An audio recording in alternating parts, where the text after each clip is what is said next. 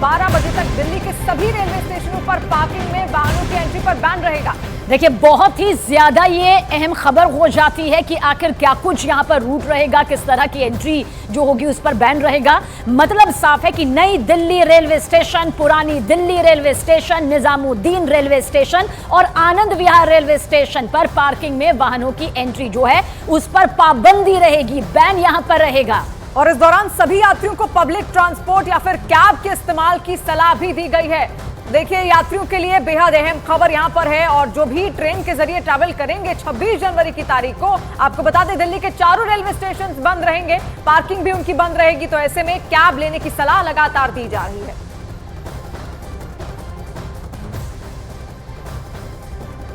छब्बीस जनवरी के मौके पर दिल्ली पुलिस इस वक्त अलर्ट है और इस वक्त हम आपको यमुना नदी पर हो रही दिल्ली पुलिस की पेट्रोलिंग पार्टी के साथ एक पूरे रूट पर जाकर दिखाएंगे कि कैसे दिल्ली पुलिस यमुना नदी के सहारे पेट्रोलिंग कर रही है, क्योंकि दिल्ली में गणतंत्र दिवस के मौके पर सुरक्षा के चाक चौबंद इंतजाम किए जाते हैं, जिसमें दिल्ली पुलिस का सबसे बड़ा सहयोग रहता है। और आप तस्वीरों में देखेंगे ये जो पुलिसकर्मी है ये पेट्रोलिंग कर रहे हैं यमुना के ऊपर, क्योंकि यमुना के जो पूरा रूट है ये भी इनपुट मिले हैं। हर बार इनपुट मिलता है कि यमुना नदी से आतंकी जो है किसी भी गतिविधि को अंजाम देने के लिए आ सकते हैं, जिसकी वजह से कोई खतरा पैदा ना हो, इसके लिए दिल्ली पुलिस खास तौर से कई तरह के इंतजाम करती है। लेकिन अब यमुना में पेट्रोलिंग शुरू हो चुकी है।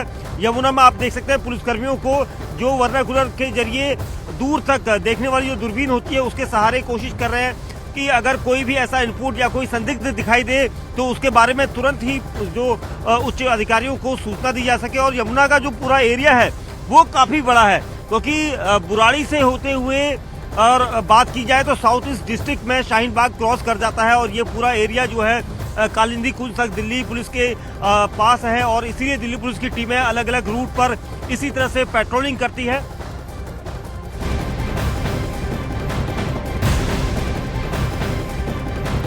और 26 जनवरी से पहले उत्तर भारत में इस वक्त 10 एयरबेस बहुत ज्यादा एक्टिव हो गए हैं। रफाल और सुखोई जैसे विमानों की लगातार उड़ान के बाद चीन और पाकिस्तान दोनों जानना चाहते हैं कि उत्तर भारत में आखिर क्या चल रहा है।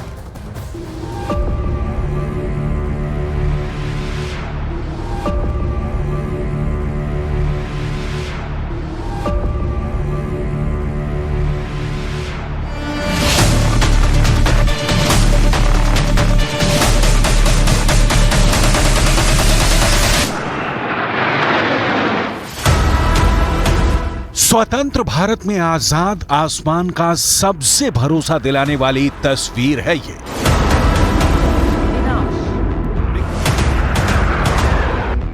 युद्ध छेड़ने पर दुश्मन के हवाई घेराबंदी का यकीन है ये।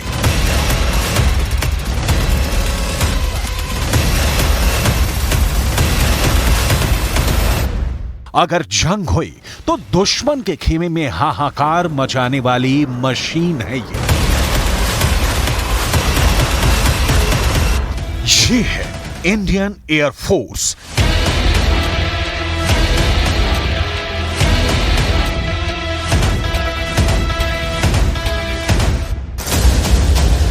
धड़कते जेट इंजन, टेक ऑफ के लिए तैयार ये वो फोर्स है जिसके उड़ान भरते ही दुश्मन के रडार एक्टिव हो जाते हैं। 26 जनवरी की परेड में फ्लाई पास्ट के दौरान वायुसेना अपना मेगा शो दिखाने जा रही है।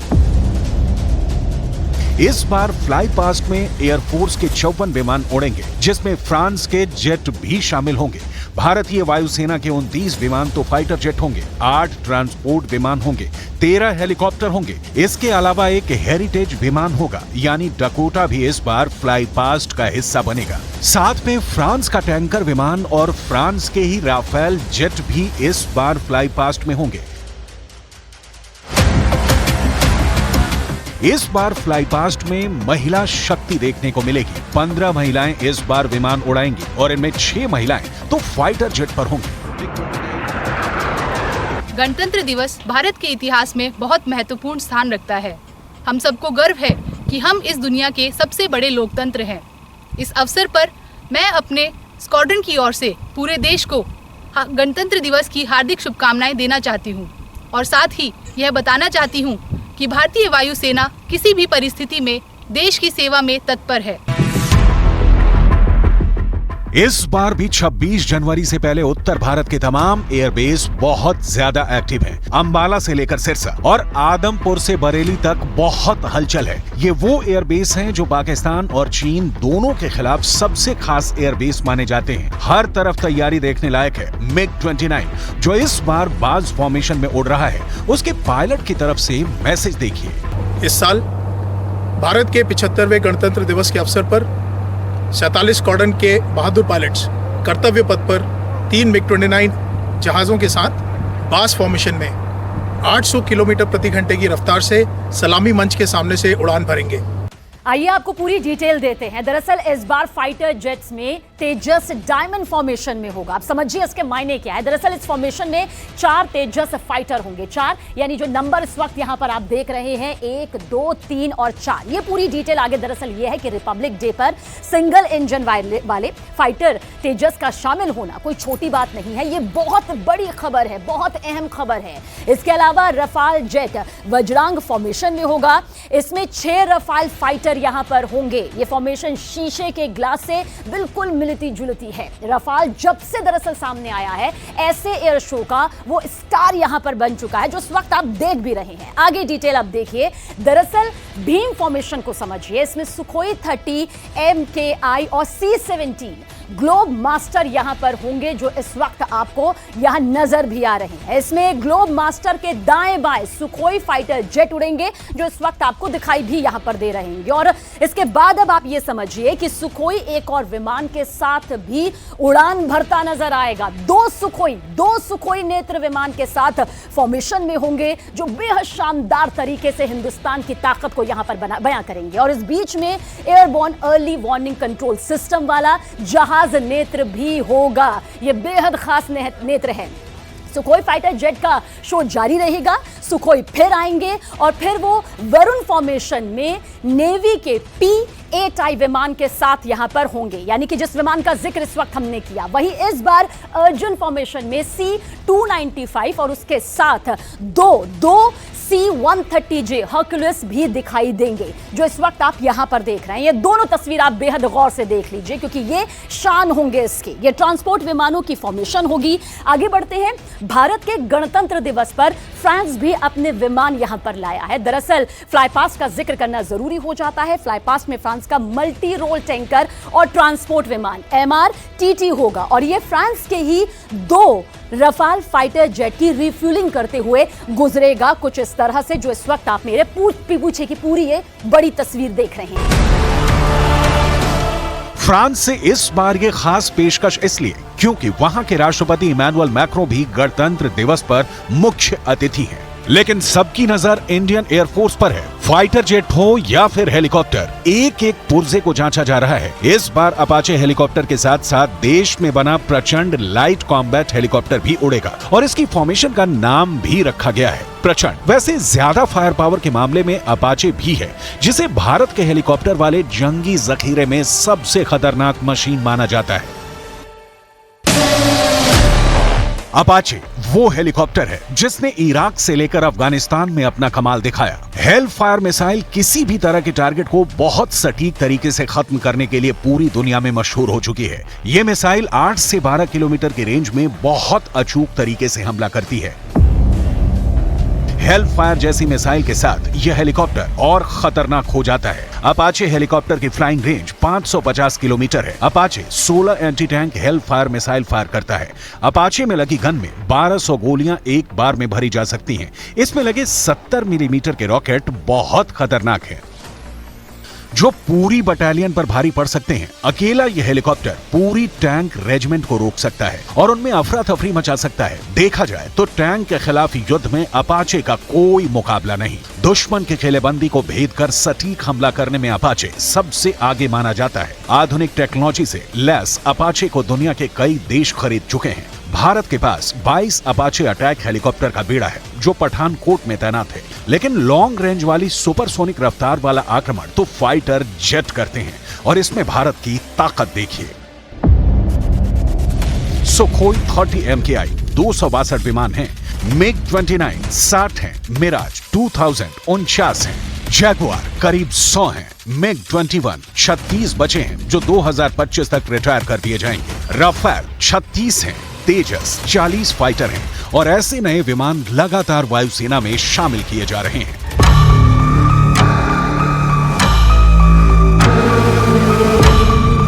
तेजस यानी चमक, ये चमक हिंदुस्तान के आसमान में ऐसी रोशनी है जिसमें भविष्य के लड़ाकू विमान तैयार करने की मजबूत बुनियाद कही जा सकती है। तेजस प्रोजेक्ट पर पिछले कुछ साल में काम काफी तेजी से शुरू हुआ है। तेजस की खासियत ये भी है कि इसे उड़ने के लिए बेहद छोटी हवाई पट्टी चाहिए। ये 460 मीटर के रनवे से भी टेक ऑफ कर सकता है। इसमें लगे इजरायल के एवियोनिक्स यानी रेडार और बाकी कंप्यूटर सिस्टम इसे कई मायनों में ज्यादा आधुनिक बना देते हैं। अभी तेजस में लगा रेडार एक साथ 10 लक्ष्यों को ट्रैक करके उन पर निशाना साध सकता है। यह बात इसे top of the line fighter jets में शामिल कर देती है। मार्क 1A के बाद अब बारी है तेजस मार्क 2 की, यानी तेजस के और भी खतरनाक वर्जन की, यानी तेजस मार्क 2 की। यह मौजूदा तेजस से बहुत बेहतर होने जा रहा है। मार्क 2 मार्क 1 से बड़ा होगा और इसकी रेंज भी ज्यादा होगी। ये ज्यादा बम और मिसाइल लेकर भी ऑपरेट कर पाएगा। मार्क 2 में 6500 किलो बम ले जाए जा सकेंगे। मार्क 1 की क्षमता 3500 किलो बम और मिसाइल की है। इसमें पायलट के लिए on board oxygen generation system होगा, जैसा कि राफेल में है।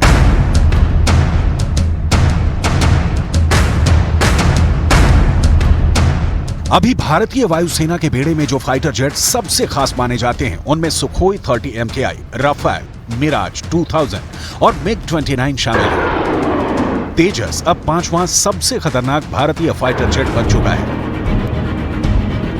इसमें लगी एयर टू एयर मिसाइल इसे बियॉन्ड विजुअल रेंज यानी ऐसी दूरी पर हमला करने वाला फाइटर बनाती है जहां से दुश्मन के जहाज को एहसास भी नहीं होगा कि उसे टारगेट बनाया जा चुका है। मेरा नाम ग्रुप कैप्टन दिनेश धनखड़ है और मैं भारतीय वायुसेना के नंबर 18 स्क्वाड्रन का कमान अधिकारी हूँ। दिन हमारे संविधान का स्थापना दिवस है और आज यहाँ कर्तव्य पथ पर होना और 75वें गणतंत्र दिवस समारोह का हिस्सा बनना मेरे लिए बहुत गर्व का क्षण है।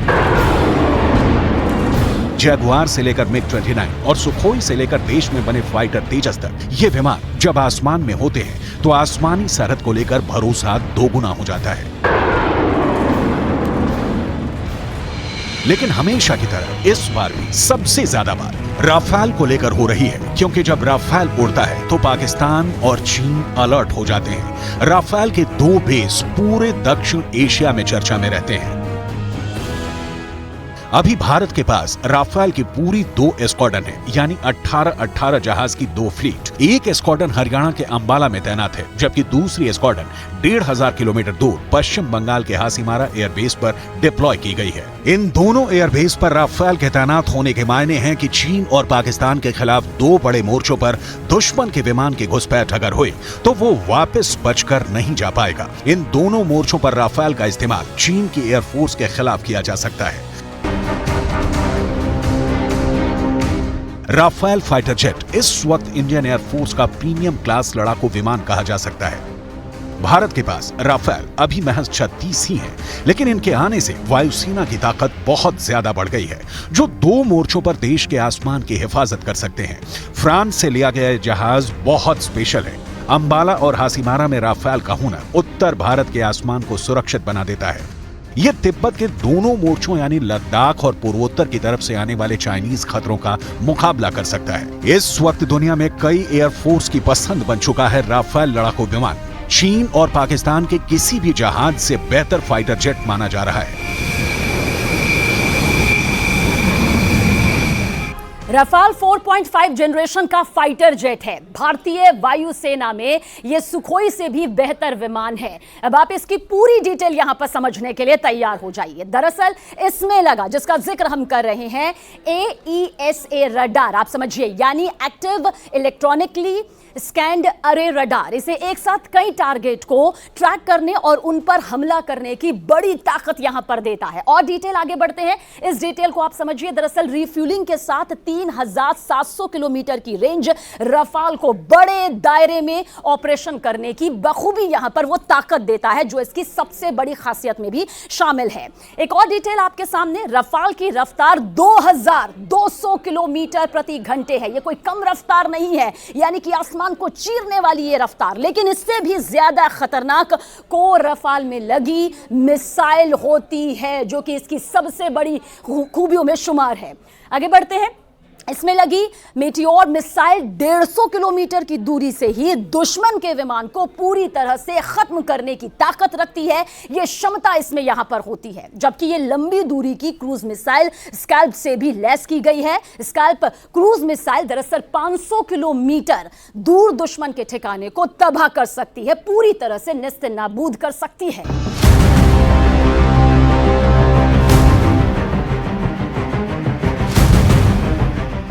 और अब तो नौसेना के नए विमान वाहक कैरियर INS विक्रांत के लिए भी राफेल लेने की पूरी तैयारी है।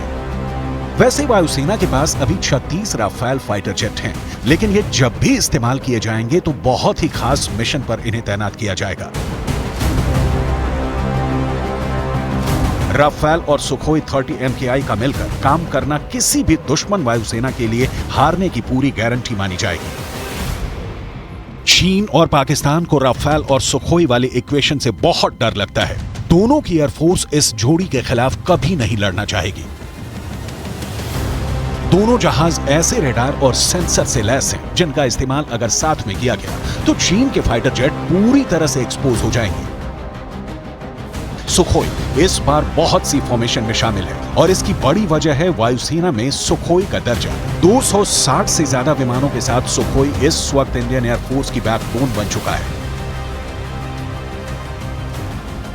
गणतंत्र दिवस के अवसर पर नंबर 220 स्क्वाड्रन के 3 सुखोई 30 विमान रिपब्लिक डे परेड में त्रिशूल फॉर्मेशन के साथ हिस्सा लेंगे। 220 स्क्वाड्रन के सभी कर्मियों की ओर से सभी देशवासियों को 75वें गणतंत्र दिवस की हार्दिक शुभकामनाएं और इस 26 जनवरी को अपनी नजरें आसमान में रखें त्रिशूल फॉर्मेशन के लिए। सुखोई और राफेल साथ आ जाए तो दुश्मन लड़ने की बजाय भागने का ऑप्शन तलाशेगा, इसकी पूरी गारंटी है।